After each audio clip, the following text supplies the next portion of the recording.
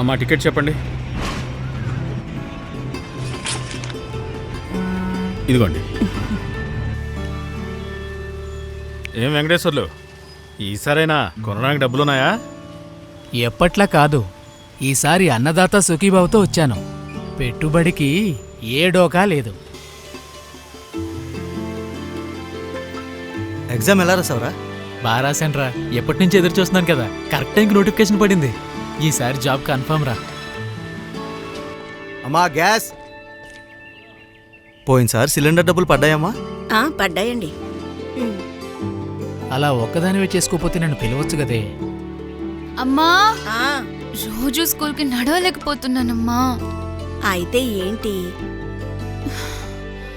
నాకు సైకిల్ కొనివ్వండి అమ్మా. ఈ రోజే తల్లికి వందనం డబ్బులు పడ్డాయి.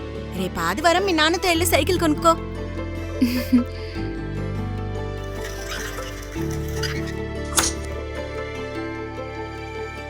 ఏరా, ఎగ్జామ్ ఎలాగైంది? బాగా రాశానా? ఈసారి ఖచ్చితంగా జాబ్ వస్తుంది. ఒరేయ్, నువ్వు ఉద్యోగం తెచ్చుకుంటే నా పెన్షన్ డబ్బులతో నీకు వాచి కొనిస్తాన్రా. ఇన్ని రోజులు నాకు సైకిల్ కొనివ్వమంటే మాత్రం డబ్బులే ఉన్నావు. ముందు 10 పాస్ అవ్వే.